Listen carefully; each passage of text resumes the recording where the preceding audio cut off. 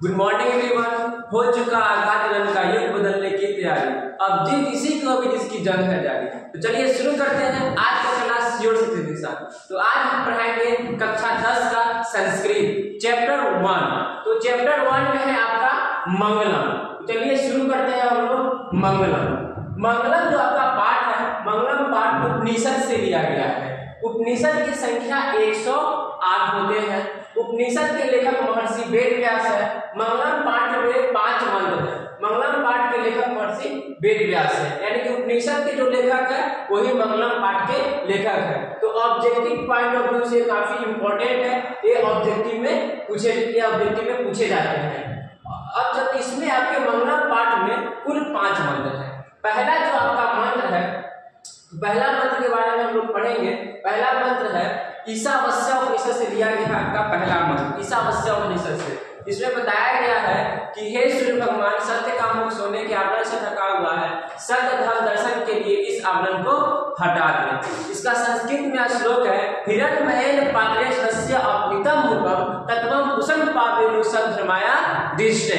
ये आपका पहला मंत्र है जो ईशावास्य उपनिषद से लिया गया है। इस मंत्र का अर्थ आप देख सकते हैं, यहाँ पे लिखा हुआ है जिसमें जो आपका मंत्र है, इसमें इसका अर्थ है कि हे शिव भगवान, सत्य का मुख सोने के आवरण से ढका हुआ है, सत्य का दर्शन के लिए इस आवरण को हटा दें। दूसरा जो आपका मंत्र है वो लिया गया मुंडक उपनिषद से। दूसरा मंत्र कहाँ से लिया गया बच्चों?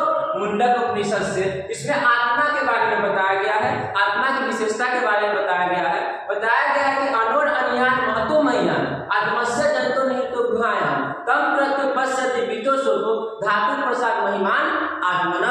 चलिए इसका अर्थ हम लोग देखते हैं। इसका अर्थ होता है कि आत्मा जो है वो सूक्ष्म से सूक्ष्म और महान से महान है। आत्मा जो होती है वह सूक्ष्म से सूक्ष्म और महान से महान होती है, तो जंतु के हृदय की गुफा में स्थित होती है। विद्वान पुरुष शोक रहित होकर इसके बारे में जानकारी प्राप्त करते हैं। ये आपका दूसरा श्लोक का अर्थ था। ऐसा लिखा हुआ है यहाँ पे कि आत्मा सूक्ष्म से सूक्ष्म महान से महान होती है, जो जंतु के गुफा में स्थित होती है। विद्वान पुरुष शोक रहित होकर इसके बारे में क्या करते हैं? जानकारी प्राप्त करते हैं। ये आपका दूसरा मंत्र था जो आपको कठोपनिषद से लिया गया था। अब आते हैं तीसरा मंत्र में। तीसरा जो मंत्र है वो मुंडक उपनिषद से लिया गया, जिसमें बताया गया है कि सत्यमेव जयते नादृतम सत्येन पंथा वित्तो देवायान, यानी कि सत्य की जीत होती है असत्य की नहीं, सत्य की जीत होती है असत्य की नहीं, और सत्य के माध्यम से देवता लोग देवलोक जाते हैं जहाँ सत्य का खजाना है। वही मंत्र है, इसका अर्थ लिखा हुआ है, देख सकते हैं कि सत्य की जीत होती है असत्य की नहीं, और सत्य के माध्यम से देवता लोग कहाँ जाते हैं? देवलोक जाते हैं जहाँ सत्य का खजाना है। ये आपका तीसरा मंत्र का अर्थ था जो लिया गया है आपको मुंडक उपनिषद से।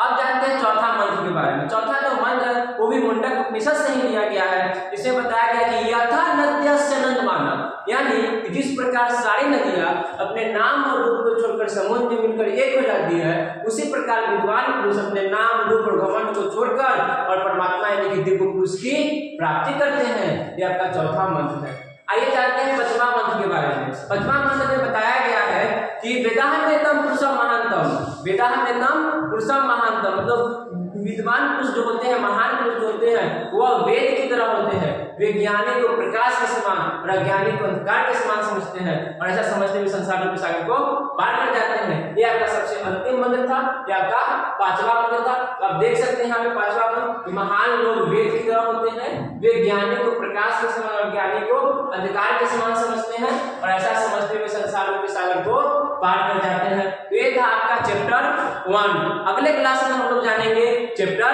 2 के बारे में। धन्यवाद।